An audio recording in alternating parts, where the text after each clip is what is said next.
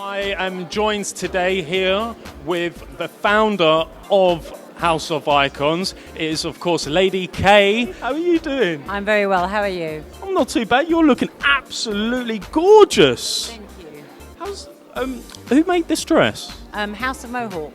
Ooh, I thought I could see a bit of Lindsay's colours there. And how prepping to this show, how different has this show been to prep for compared to your previous fashion shows? House of iKons is just getting bigger and bigger each day, which is fantastic. Not for me per se, but for my designers, because it is all about them. So the bigger it gets, the bigger exposure my designers get, and the more they get out of it. And that's what House of iKons is all about.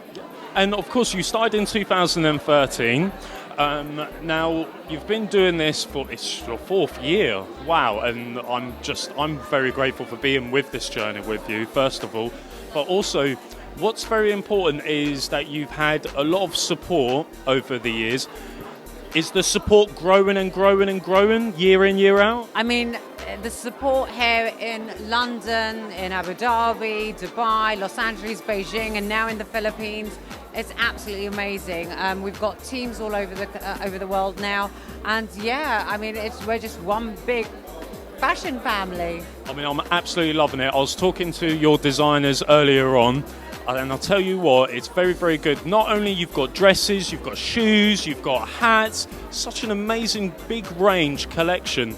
Have you got any other ideas to bring in other designers from around the world this year? Well, actually, for this show, for the very first time, we've got an Abaya designer and also another designer who designs for women of a modest background, which is more targeted to the Middle East. But their collection is so beautiful, it can actually be worn by any woman anywhere around the world. And give me some sort of gossip and some news. What is your itinerary looking like this year?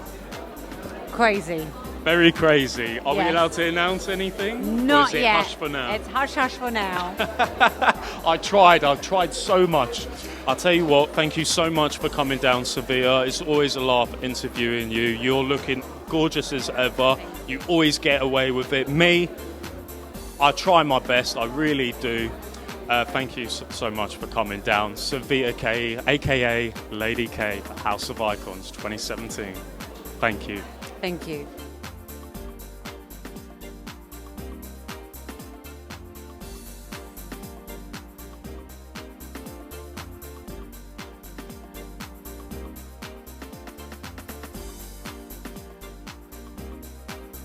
And right now I've got a special guest with us today. I've got Paul Wookie from Brit Rocks TV. Check it out! How you been, Paul? You alright? I don't think that's big enough, but it will have to do, you know? We'll make it bigger next year. All right, cool. Yeah.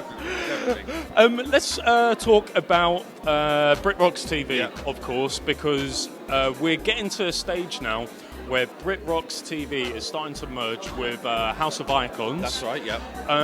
Now, let's talk about what is Brit Rocks TV and what it gives to the people in the audience. Sort of short synopsis is that Brit Rocks is a music broadcast platform that showcases unsigned new and emerging artists. To sort of take the story back a little bit, my background's been in entertainment, television and music for almost a decade now, and one thing I noticed that in the world of a new and emerging talent, there's nowhere for any artist to go apart from YouTube, SoundCloud, all the other music platforms, but they're saturated because there's no vetting process. You can have the best music video in the world up against something that was shot for a fiver on grandma's mobile phone, and it's just not good enough, and so we want to sort of create a platform that gives them exposure on TV, because I still believe that television is the number one place where people go. And you want to make it professional. Yeah, exactly. I mean, MTV actually just recently have made an announcement that they're actually going back to music. They're getting rid of 16 and Pregnant. They're getting rid of Catfish. They restructured the whole company. Rid of Catfish. I love that program. Yeah.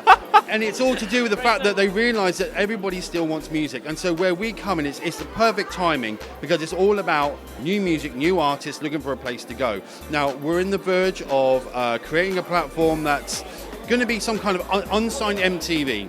And it's not just about the artists, it's about the producers, it's about the whole education of music, how it all works, what's a royalty, how do you collect music, how do you produce music, all the legal stuff that comes in, because not many artists know about that. So we're kind of fusing this kind of unsigned MTV thing into also being educational, also looking at producing content, our own TV shows as well. And this is where Wendy comes in with Rectory Studios. We've built this studio. It's a green screen digital studio. We film all the Brit Rocks shows in there now. We've also got plans to do all sorts of Brit Rocks related shows, so any music related shows, so they're all going to come out of that studio. And talking about Brit Rocks, you've got you're getting through millions and millions of applications of children, of people starting out into the industry, people that are finding it difficult in the industry to make a break in the industry. Has there been any challenges along the way? Oh, there's always a challenge in music. I mean, music's one of the hardest, or even the media industry is one of the hardest medias to break into, because as an unknown entity, you've got to really make a dent in the wall. At the end of the day, Ricky, it only takes one artist. And if Brit Rocks can help one artist get to where they need to be, then the floodgates open and everybody comes through, and that's exciting.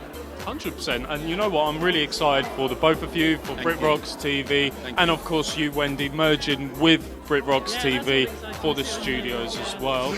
Guys, thank you so much for coming down. It's been an absolute pleasure, and I can't wait for Brit Rocks to be properly on the map and go absolutely global as well. Thank you very much. I'm so excited for you guys. Thank you. Thank you so much. Yeah, and exactly what Wendy said. Watch this space right now. I've been Rick Taylor, and you've been watching House of Icons 2017 at London Fashion Week.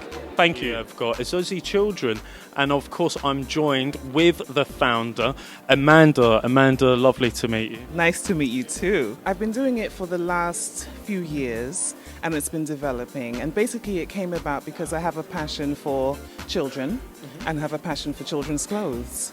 So really it's about bringing together different cultures. So I bring together African cultures, I bring Asian, I bring Mexican, I bring Inuit, I bring whatever cultures I kind of are into at that time, and I create collections and textiles that reflect that, but I make it very modern, very modern, very contemporary. For me, it's kind of cliche, but children are the future. And at the end of the day, I think when you empower children to understand the history of heritage and you modernize it so that all children can wear it, it really kind of breaks down those cultural barriers, and it brings that idea of diversity in children's fashion. So it's global clothing for kids. Next 5 years, obviously we want to get into stores. There's a gap in the market and it needs to be filled by Isuzi Children. We are joined with the next collection, which is Nicola Jane, and right now I am joined with the lovely Maureen O'Halloran. How you doing, Maureen? I'm doing very well, Ricky, and yourself? Yeah, not too bad. You're looking very, very nice. Well, I've just come up here from work, so I'm a little bit tired, so you're being very kind. Well, the Nicola Jane is post-surgery, and so it's for any kind of surgery that is to do with the breast area. And of course, there are pockets in all the swimwear. That's the difference. So in terms of is it looking any different than ordinary swimwear that any other woman is wearing, there's no difference, except for the pockets. And that's for ladies that wear prosthetics after having a breast removed. And so they wear a prosthesis in while they're swimming. But other than that, there is no difference. I mean, for years there's a stigma around mentioning breast cancer or anything to do with it, and it's like it was never talked about. Whereas now, thankfully, everybody's talking about it.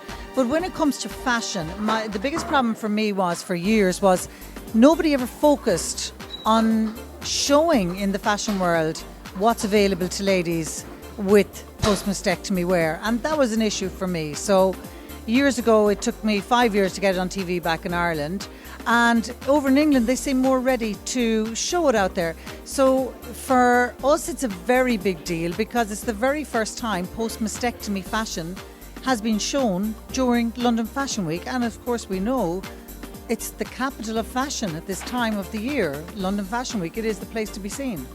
You know, our ladies are very sexy ladies. Regardless of the post-mastectomy, they're very sexy ladies, very funny ladies. And let me say, they're the most inspirational women you will ever meet in your lifetime. I've got the next design, Nafare. Have I pronounced that right? Yes, it's Nafare. Well, basically, I've always wanted to collaborate with bloggers and influencers. The idea is basically to empower women, especially with confidence and style, and also to educate the international market about the tradition of my country. I'm basically from Brunei. Brunei is actually from Southeast Asia. It's just 2 hours away from Singapore. Yeah. So it's in Borneo Island itself. I've always wanted to do fashion, especially from the years of the Spice Girls. I think it's a lot of branding, especially on social media. Where I come from, social media is really big, especially Instagram and Facebook. And I want to be the pioneer of the market, especially where I come from, because fashion is it's a very small market back in Brunei. I mean, to be here today is something really, really amazing for me. I was educated here 9 years ago, and you know, being here is just an honor, really.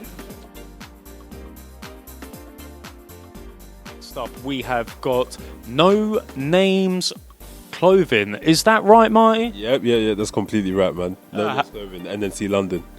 Well, it's been kind of good, something new. This is our first time doing a fashion show, so you know, usually we do pop-ups around London, so we don't usually do fashion shows, so it's something completely new for us, and it's exciting. We don't really do fashion events, we're not really on the scene like that, just because of our ethoses and whatnot, but yeah, this is our first time. We've only been doing t-shirts and hoodies and streetwear, obviously, so we want to have a line in the high end of fashion as well, be jackets, shoes, footwear, even underwear maybe. Actually, so I mean, our brand goes deeper than fashion. You know, it's incorporated with music, art, and everything. So, yeah.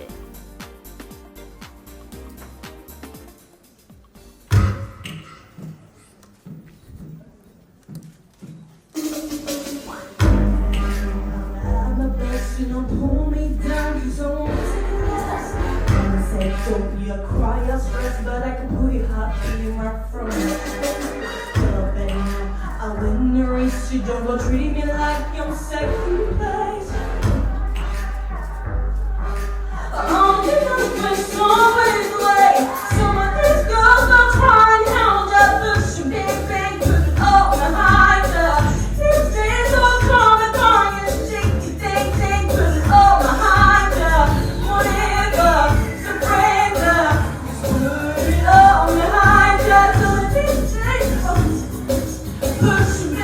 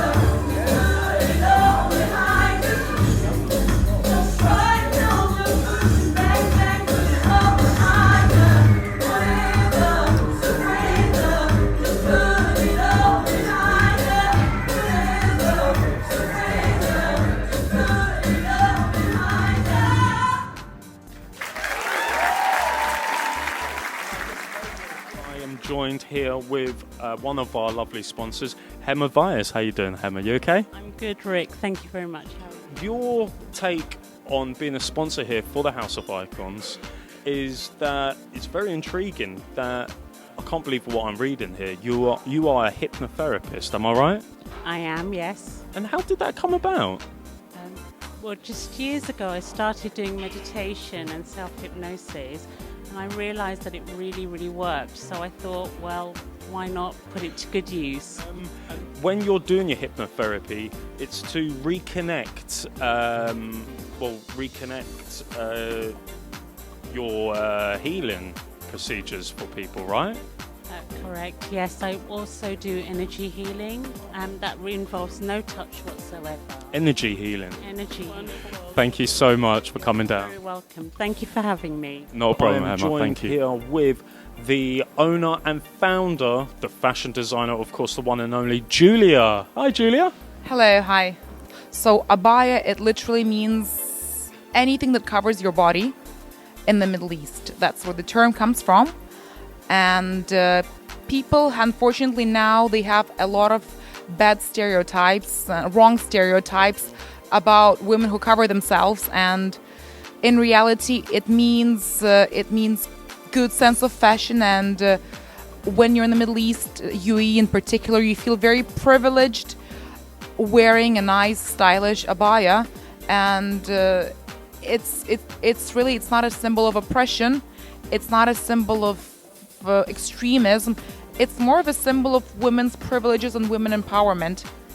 I just want to express my creativity, just to introduce it here in London during London Fashion Week, and I feel very privileged and very honored to be the first designer to introduce the abayas. It's made in the UAE, in Dubai in particular, but I'm trying to go global. So now I've been working with traditional Hungarian embroidery, kolacsai.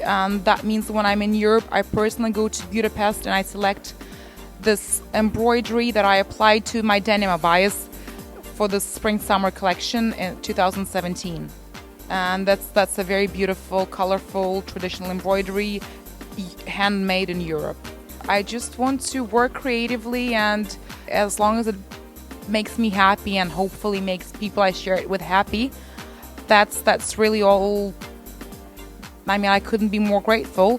As long as your work brings you joy, and that's all that matters.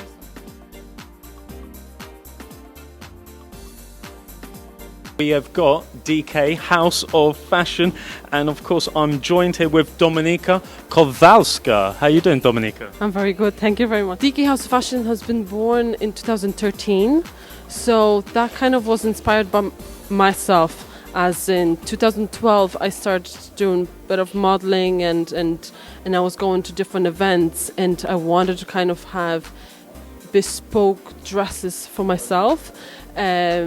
So that's where the idea of a need of something to have something very unique and feel special in it, and limited kind of edition. That's where the DK kind of came up about, because that's my initials. So I kind of present the business.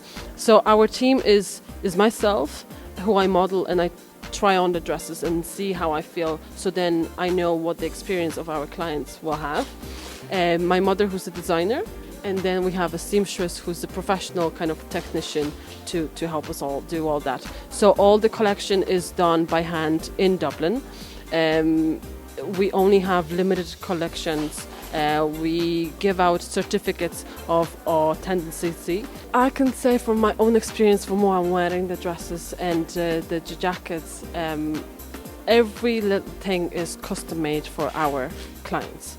So for your figure, whatever you want to cover, whatever you want to show, especially winter collection is a winter jackets, but they're very stylish. You can still see a lovely figure of a woman, but you still feel very stylish during winter, which sometimes can be very tricky for women to feel cozy and warm, which is very, very important. Right, next up, I've got J Bank Shoes And right now, I'm sitting next to the one and only, the founder of J Bank Shoes. I've got Johnson. Johnson, how you doing today? Yeah, I'm very good. This is my first collection. I now realize that fashion is a wider aspect of life, which you can be more creative about.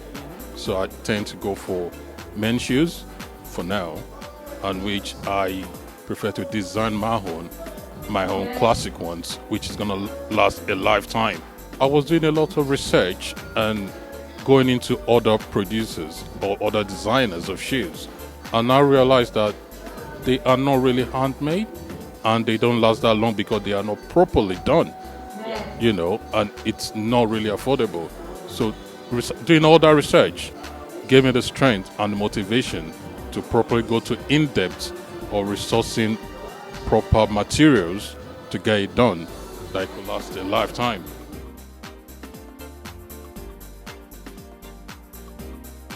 I'm joined with the fashion designer herself, Emma Curtis. How you doing, Emma? Great, thank you. I've been very busy designing my autumn-winter 17-18 collection to get back here on the runway. Well, I find that I have grown a lot, mainly because of the support I've got through House of iKons. So they've given me the confidence to believe in myself, and I can see that people like what I'm doing, so it's great. I am actually planning to start my Spring-Summer 18 collection next week. So I'm hoping to have that designed by the end of July, and I want to try and get 2 collections ahead.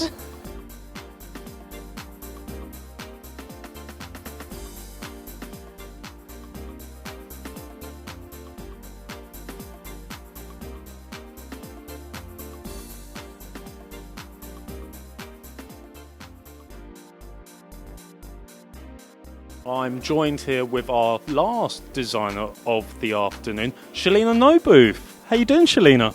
I'm good. How are you? I'm very, very good. It's great seeing you again. There was a lot of hard work in it, and actually it's from all the architecture of the Far East. I studied in Malaysia. My first degree was from Malaysia. So I've been around like Malaysia, Singapore. So that's why I thought, why not take the concept of from the architecture of pagodas from China, from Singapore, from Malaysia, and use it in dresses. I've already started working in Mauritius as well. Like I've already put the brand outside in Mauritius, and very soon, hopefully, a boutique there.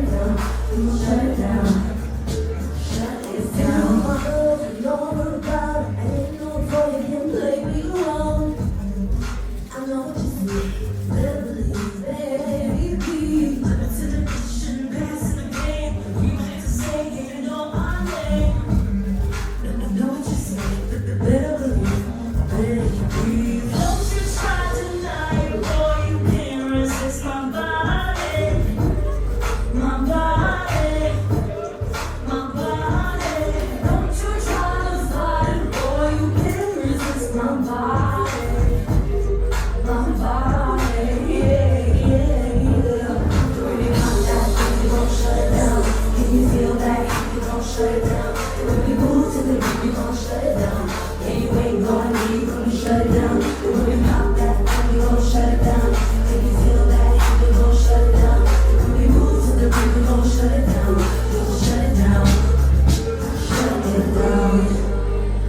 We don't need nobody else. We've got no time to waste on you.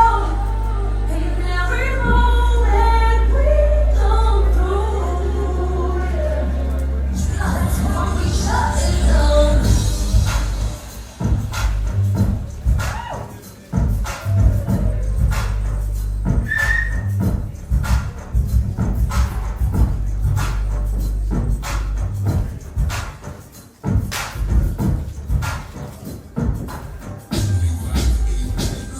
When you pop that, then we gon' shut it down. Can you feel that? Then we gon' shut it down. Oh, we gon' shut it down. And you ain't gonna leave when we shut it down. When we pop that, then we gon' shut it down. Can you feel that? Then we gon' shut it down. Oh, we gon' shut it down. We gon' shut it down. Shut it down.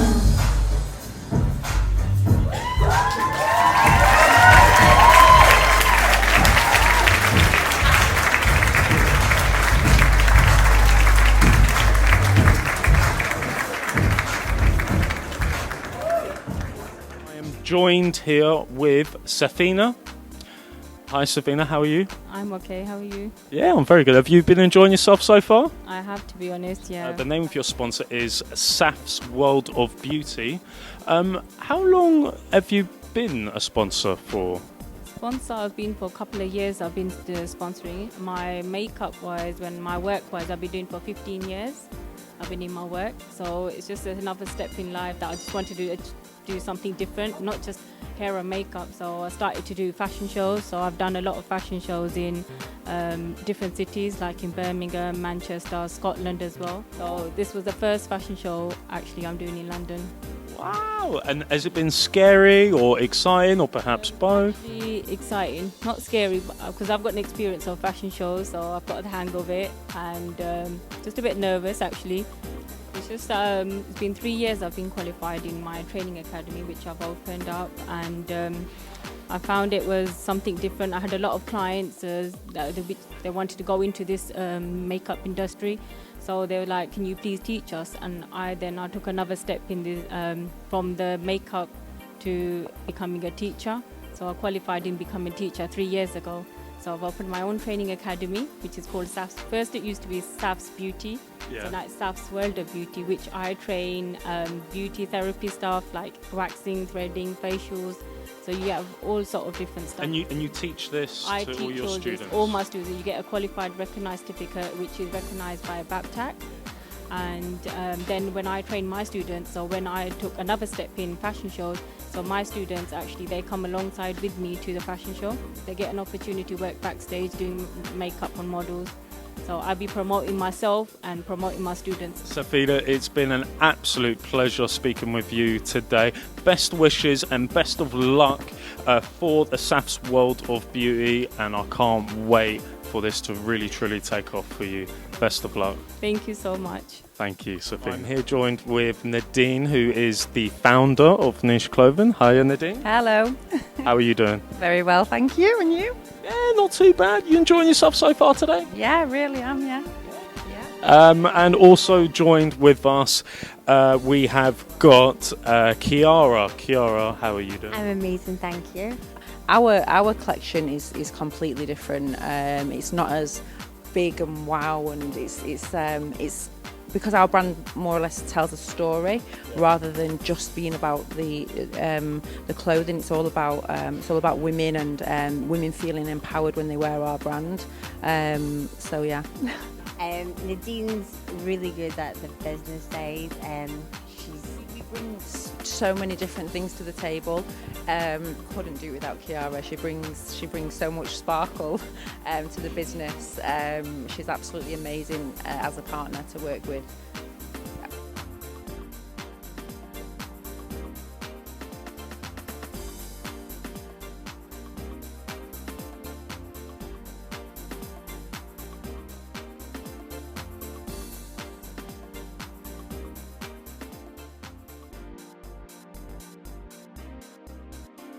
And next up, we have got Street Lettic by Reka Oros. How you doing, Reka? You okay?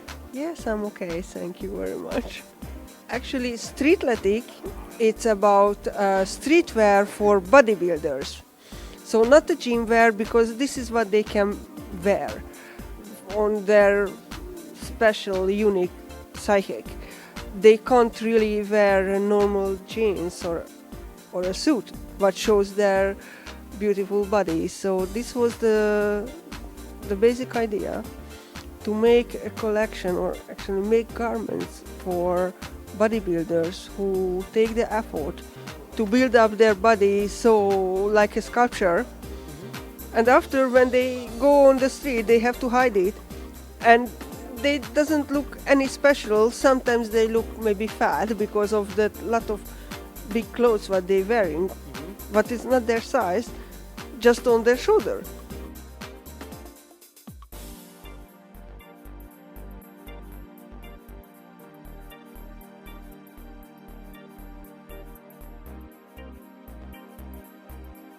Next up, we have got Annabella Miller featuring Belle Capello. Right now, I'm joined with the one and only founder, Anna. How you doing, Anna? Good, thanks. How are you? Yeah, I'm very good. It is a signature style piece of mine, the mirror pieces. So they've won quite a few awards around the world and Dubai World Cup.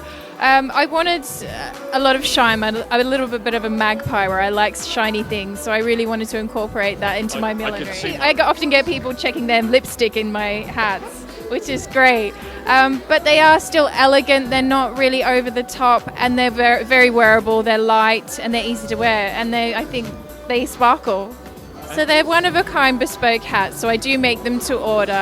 They have been seen in Australia, like you said, during the Melbourne Cup Millinery Awards. They are racing fashion hats, so they're pretty much, they are for the racing fashion industry. You would see them at Royal Ascot. Some people do buy them for weddings, where I do a lot of traditional bigger brimmed hats as well, which you'll see in my collection. So these are just a small part of it, but also a large part, because I'm known as they are my signature pieces. Right, and of course, next up, we've got Raquel Sutherland. Well, basically, I want to say that I'm not wasting any fabric, like benefiting the environment as much as possible. So basically, I've done everything made to order. So whenever anyone wants something, then they can put in their own measurements. So everything is made to fit them specifically. So there's like less people returning it for because it just doesn't fit them, because a lot of people have issues with that. And I also make it all with organic fabric. And so basically there's no stock behind it, which I think is a big problem in the fashion industry, and it's good to completely reduce that as much as possible.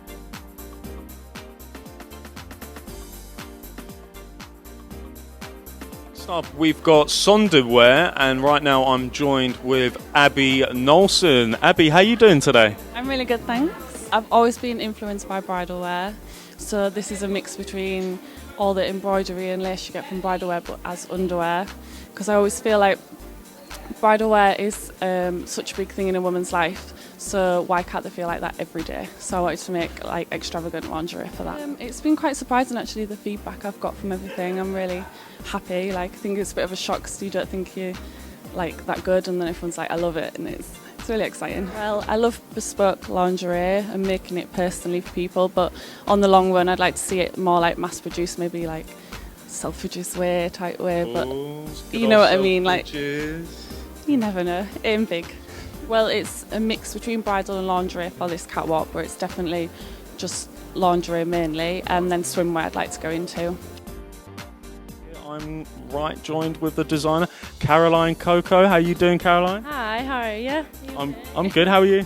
Oh yeah, I'm fine. I have been searching into the 1980s era, looking at muses, especially the likes of Grace Jones and David Bowie, and it was just kind of that area that really inspired me. Like, I love working with bold colours and bold shapes, so my research kind of developed into, I found that there's a lot of people with low confidence and low self-esteem, and I just want a collection that has been inspired by the likes of Grace Jones, who are confident in what they do and want to inspire others. And I feel that when I'm designing, that's something that I want to portray in my design. Stop. We've got, of course, Amarab, and I'm joined here with the lovely designer herself, Rhoda. Nice to meet you, Rhoda. Nice to meet you. Thank you. The idea behind the design was actually more inspired by the 60s and simple, plain cut, not complicated dresses for day to evening wear, and we add some of the print to put some modern, inspired by the nature, flowers and architects.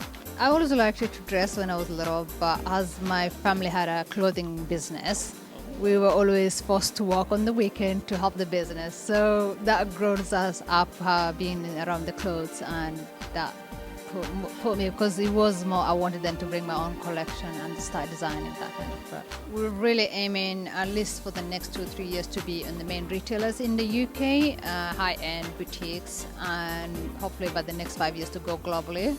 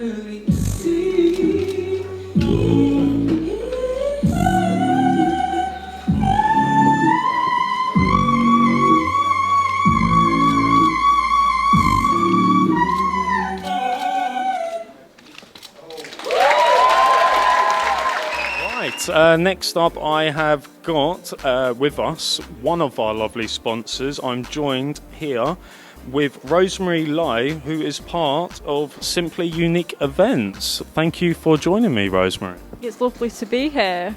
Very, very good. How have you enjoyed the day so far? Yeah, it's been good seeing everything come together and everything. And of course, we want to tell our viewers today that you recently just started up your PR company last year, November, is that correct? Yeah, that's correct.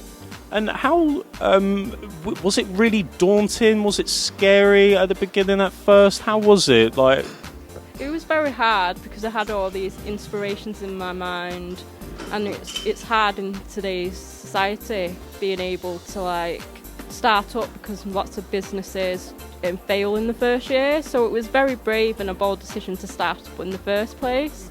did you always wanted to own a PR company, or did you have dreams of getting into something else beforehand? It's more about the PR side of everything, like promoting models, talent in the fashion, model, beauty industry more than anything. And have you been in this industry before in the past, before you climbing on board to be a PR company? Have you got much experience in the fashion industry? I've had 5 years in the model industry myself, so I know how hard it is in the industry, and I just wanted to change the perception and diversity more than anything. And of course, where would you see Simply Unique events in the next, let's say, 7 to 8 years? Where would you like to see your company? What stage would you like to see the company at? Be really established, just like I said before, to be up there with the biggest brands in the model industry. You know, to have that brand awareness more than anything. You've been an absolute star speaking to Rosemary, and I wish you all the best and best wishes for the future. Thank you so much. We have got Beyond Label, what we're seeing now, and of course that is by Andrea Decono. Did I say that right, Andrea? That's right, thank you so much. It's my first time with this collection in London. Basically, I came to London to study fashion. I graduated last year, and I'm basically just trying to build up from there. Initial inspiration came from Blue Velvet, the movie. I really like the parallel between right and wrong, good and bad, and opposites, contrasts that amazingly they attract, or not amazingly. So basically, that's why it's called fusion. It's a parallel between right and wrong, between old and new, good or bad, contrasts. Well, to be honest, I know everyone says that. What type of things do you design? What styles? What countries? What's your targeted clientele? I don't think about it this way. I don't like rules, and I think every single woman is different in one particular day or 1 week. Next up, we've got the grand finale. Dimple Amarin here, ladies and gentlemen. Thank you so much for joining me here, Dimple. Thank you so much for having us here. Really wonderful. I think it's more showing the diversity in culture, and just to show everyone that to be happy in their own skin. Now we have a big team behind us. We work as a team. We think alike in most of the areas, and then I think we complete each other because there are certain things that she's really good at, and there are certain things where I can give my input as well. And then, yeah, so far we're just a great team. 2016 is when we created our brand. We see it globally, and I think we just want to give a different essence and a message out. It's not just about the clothing you wear, it's a whole package and how to put that together. So there are a lot of feelings, emotions, and a lot more together with the clothing.